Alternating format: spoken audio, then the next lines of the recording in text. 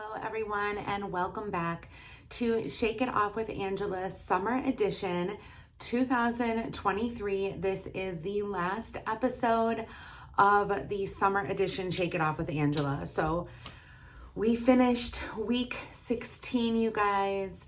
No worries, I'm gonna be starting the fall Shake It Off with Angela edition next week. It is going to be the exact same. We are going to carry through. I'm going to be, I don't know how I'm going to label it on YouTube right now, but I'll figure that out later on and let you guys know, like if I'm going to start out with week 1 again, or if I'm going to continue to fall edition week 17. But you guys leave a comment down below and let me know what you guys think that I should do. Not that it's really a big deal, but I am happy to announce that this week I lost 3.4 pounds. I was shocked, you guys. I was shocked that I lost that amount of weight once again. So my grand total for 16 weeks is 54.6 pounds. So in a 4-month time frame, I lost almost 55 pounds of weight. A lot of that was inflammation. A lot of that was fat. A lot of that was water retention, but it is gone. It has shed. And I pray to the baby Jesus that I never see it again. So this week was a little bit different than previous weeks. Previous weeks, I had been swimming twice a week and lifting weights 2 to 3 times a week. Well, our pool was closed at the gym, so I had to accommodate that. I wasn't able to swim. And as you guys know, I do my workouts with my friend, Miss Judy. She comes with me. So we decided that we were just going to be doing the weights Monday, Tuesday, Wednesday, and Thursday, and Saturday, which is the day that you guys are watching this. So I'm recording on Friday. If you guys don't know, I weigh on Thursdays, I record on Fridays, and it goes up on Saturday for the Shake It Off with Angela series. But I don't know if that's why I lost more weight this week, is because I did less cardio and I did more lifting. And I should have my book in here as well, because I did go up in numbers for my weights on several machines. So I do a total of 9 machines when I am at the gym, 2 of which are leg machines and the rest are arms and abs.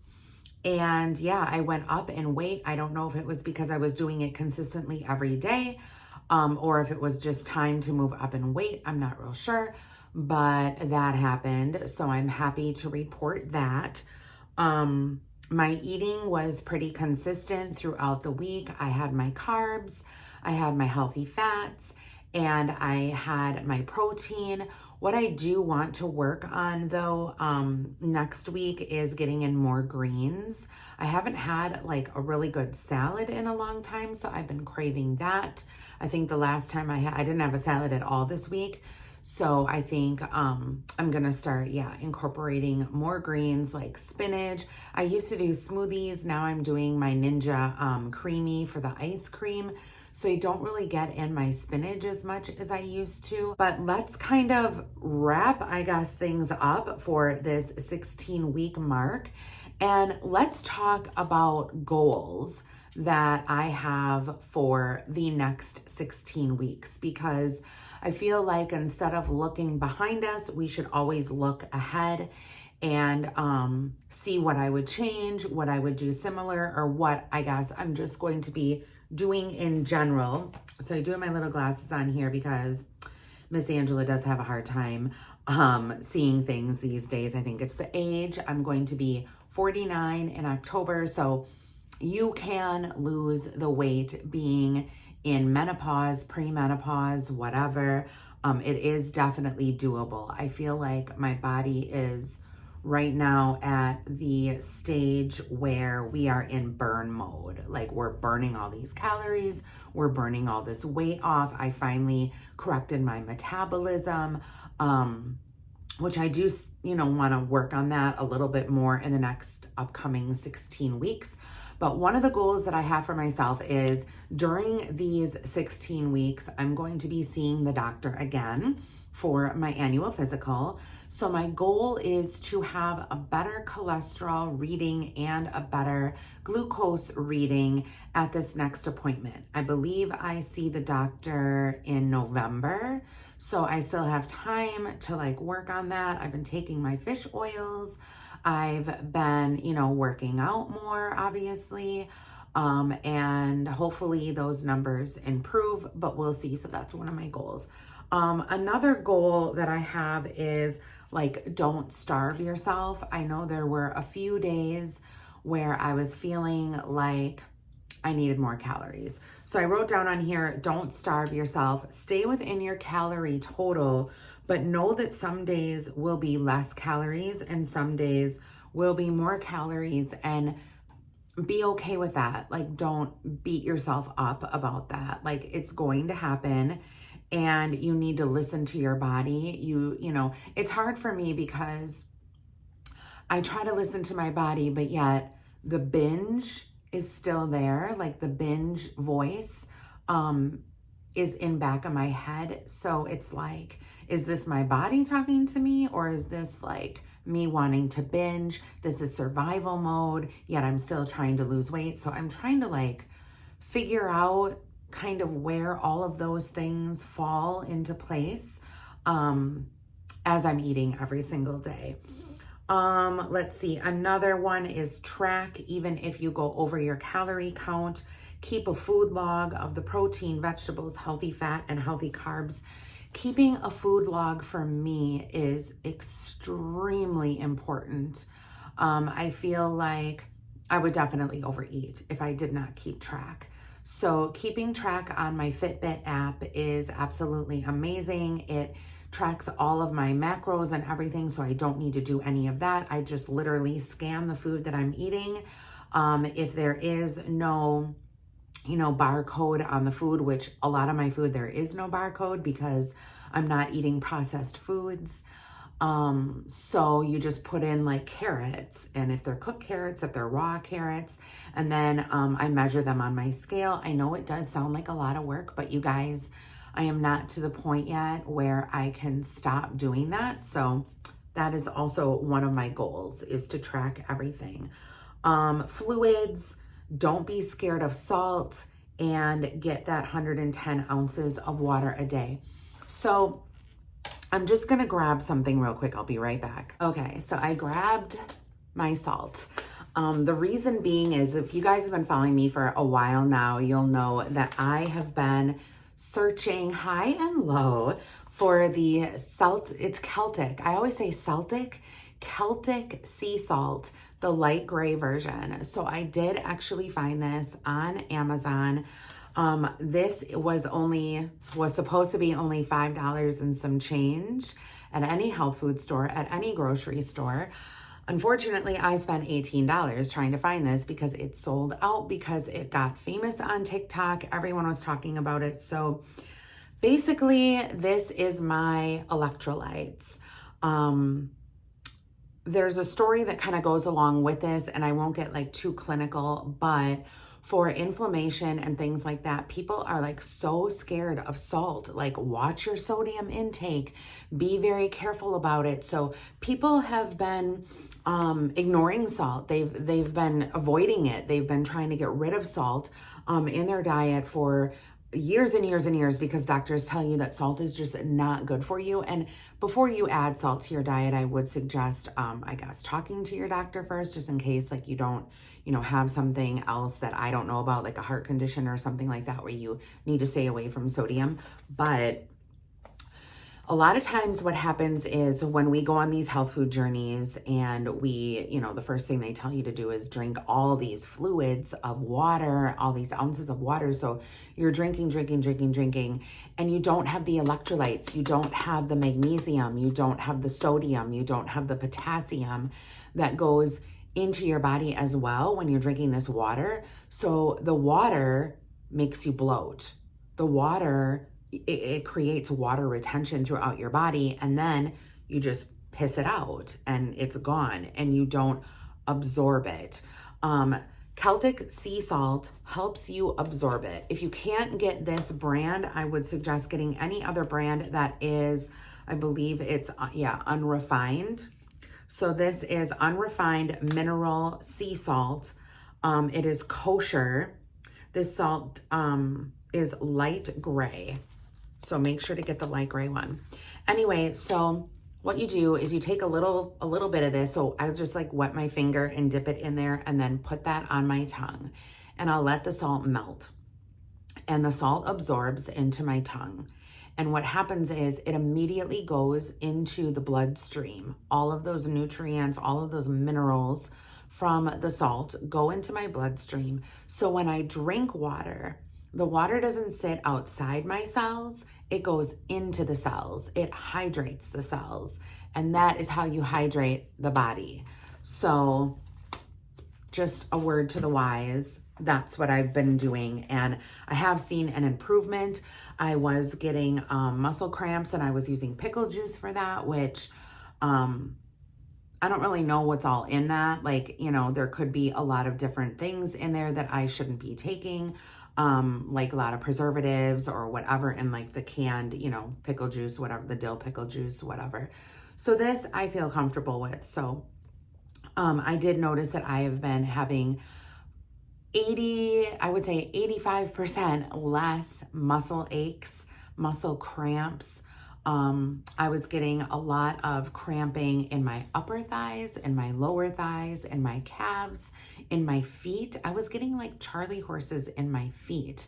And it was all because I was drinking the water, but I wasn't taking the minerals along with it to get that going. So that's a whole thing. You guys can search it up on TikTok. There's a doctor on there.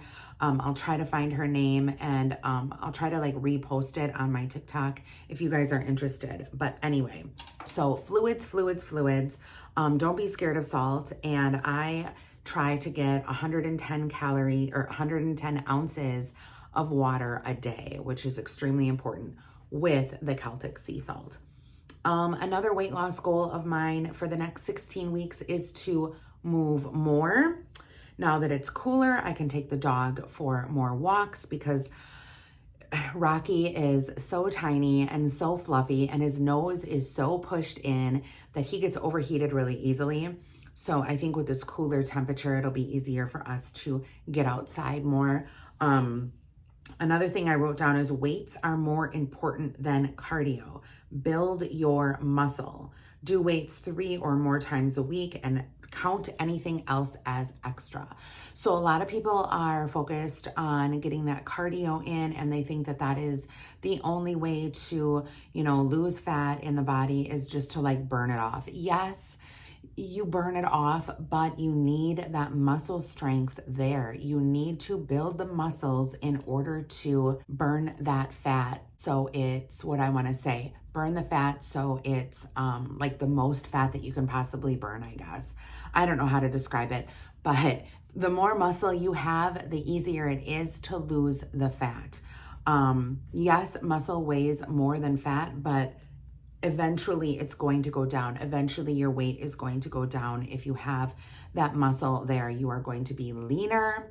That means that you need to eat more protein. But like I said, I have noticed a significant change just this week alone in doing weights every single day for 4 days rather than staggering it.